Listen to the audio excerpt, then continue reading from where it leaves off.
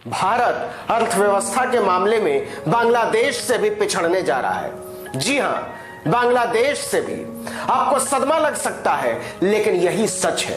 Bangladesh is set to beat India in terms of per capita GDP this year, and that's thanks to a sharp contraction in the Indian economy because of COVID-19 and the resultant lockdown. Now, Rahul ने अंतर्राष्ट्रीय मुद्रा कोष की तरफ से जारी अनुमान का हवाला दिया है, जिसके मुताबिक भारत की जीडीपी दर बांग्लादेश से भी नीचे आ सकती है। But it is Bangladesh. Bangladesh's economy will still grow by 4%, and at the end of this year, if IMF's projections are right, by the end of this financial year, by the end of this year, Bangladesh's per capita income will be higher than India's.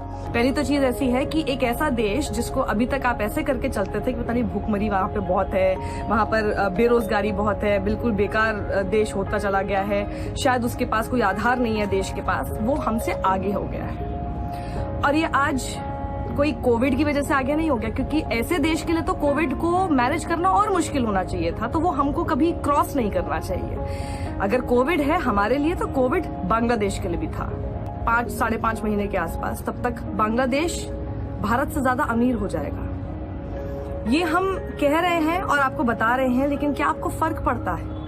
अगर आपका घर बहुत आसानी से चल रहा है तो शायद आपको इस बात से फर्क ही नहीं पड़ता कि IMF क्या कहता है, लेकिन फर्क अपने आप को पढ़ाना शुरू कीजिए। तो उस प्रोजेक्शन के आधार पर 6 महीने के अंदर बांग्लादेश हमसे ज्यादा अमीर हो जाएगा। यानी हम 10.5% गिर रहे हैं और बांग्लादेश 4% ऊपर बढ़ रहा है। 14% का गैप हमारे बीच में क्रिएट हो जाएगा। इसके अलावा अगर मैं आपको एक शॉकिंग रेवलेशन बताऊं, ये कोई आज की बात नहीं है कि बांग्लादेश यहां तक पहुंच गया। दरअसल हमने पिछले 5 सालों में बांग्लादेश को बहुत हल्के में लेना शुरू कर दिया। कैसे? 5 साल पहले तक आपको पता है हमारी जो पर कैपिटा जीडीपी थी वो बांग्लादेश के कंपैरिजन में कितनी ज्यादा थी? 40%। जी हाँ, आपने सही सुना, 40% ज्यादा थे हम। और बांग्लादेश के लिए बड़ा मुश्किल था हम तक मैच कर पाना। इन 5 साल में हमने इतना बड़ा गैप खुद ही क्रिएट किया ना। किसने क्रिएट किया? शायद ऐसा ही होगा कि बांग्लादेश अपने विकास के बारे में सोचता रहा और हम हमेशा बांग्लादेश को कम करके आंकते रहे। प्रॉब्लम यह है कि हमारे लिए हमारी देशभक्ति सिर्फ एक इसी बात पे निर्भर करने लग गई है कि पाकिस्तान हमसे पीछे है कि नहीं है। तो सुन लीजिए, वही लोग जो कि इसी बात पर अपनी देशभक्ति साबित करते हैं, पाकिस्तान अभी भी हमसे पीछे ही है, पाकिस्तान अभी भी हमसे गरीब है। खुश हो गया अब आप? लेकिन अब जरा बांग्लादेश पे आ जाते हैं। हम और बांग्लादेश में सबसे बड़ा फर्क यही है, बांग्लादेश शायद अपने दूसरे देशों के साथ एक्सपोर्ट बढ़ाता रहा और हम सिर्फ बांग्लादेशी कैसे बांग्लादेश के अंदर एक्सपोर्ट किए जाए, इसी पर अपनी पश्चिम बंगाल की राजनीति करते रहे। पिछले 5 साल में हमने ये गैप आपको पता है 40% से घटा दिया। और इन 5 सालों में अगर हम दोनों देशों की ग्रोथ को अगर आप कंपाउंडेड तरीके से देखें, यानी 5 सालों का एक साथ आप कंपाउंड कर ले ग्रोथ को, तो हमारी ग्रोथ सिर्फ 3.2% रही है 5 सालों में, और बांग्लादेश की रही है 9.1%। ये 5 साल में हमने 6% का गैप कैसे क्रिएट कर दिया? कोविड तो अब आया है और कोविड में और 14% का गैप हो गया।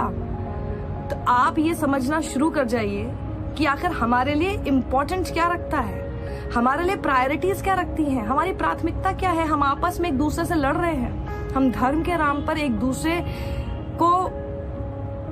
को सताने के बारे में 2 बार भी नहीं सोच रहे हैं। हमारे लिए हमारे घर को चलाने, हमारे देश को चलाने से ज्यादा जरूरी ये हो गया है कि दूसरे देशों को कैसे गाली देते रहे। हम अपने आप को अभी भी जगा लीजिए, क्योंकि ये जो आंकड़े हैं ना, ये बहुत अच्छे नहीं है। और अब तो स्थिति आ गई है कि वो क्रिकेट तक में हमको हरा देता है। अब तो स्थिति यहाँ तक आ गई है कि बांग्लादेश ये सब कुछ कर जाता है। और बांग्लादेश जो है वो हर एस्पेक्ट में अगर आप देखें, जितने भी आंकड़े हैं बांग्लादेश के, वो हमसे ज्यादा ही रहे हैं। कांग्रेस नेता राहुल गांधी ने देश की माली हालत के मुद्दे पर मोदी सरकार को निशाना बनाते हुए ट्वीट किया। लिखा कि बीजेपी के 6 साल के नफरत भरे सांस्कृतिक राष्ट्रवाद की बड़ी उपलब्धि, बांग्लादेश भारत से आगे निकलने वाला है। आज ये स्थिति है कि बांग्लादेश का जीडीपी हमारे से आगे बढ़ गया, तो उसके लिए मोदी साहब ने पूरी मेहनत की है। ऐसे नहीं गिराई है अर्थव्यवस्था, मेहनत से गिराई है। आज से नहीं मेहनत कर रहे, 2016 से लगे हुए हैं। और हमारी बदकिस्मती है कि 2024 तक लगे रहेंगे।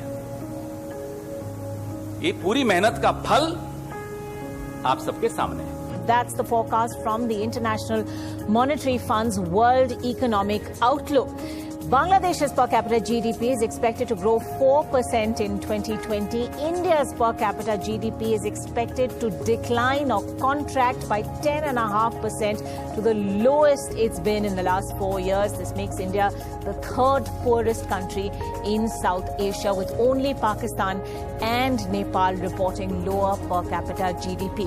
Bangladesh, Bhutan, Sri Lanka, Maldives will all be ahead of India as per this economic forecast. Now, the World Economic Outlook's database suggests that the Indian economy is going to be the worst hit from the pandemic in South Asia after Sri Lanka, whose per capita GDP is expected to shrink 4%. Now, what is all of this going to mean? Already lots of questions being asked about this. The fact that until 5 years ago, India's per capita GDP was nearly 40% higher than Bangladesh's. So, is it just the effect of the COVID pandemic, or is this something that indicates that the economy has been in bad shape even before this? All of those questions now being raised. It's created, this report has created an absolute storm on. The International Monetary Fund seems to think that India is set to slip below Bangladesh in 2020 per capita GDP. Hardly the Achhe Din that were promised, people are saying. Also highlighting the fact that just 5 years ago, India's GDP was 40% more. What would this indicate in your opinion?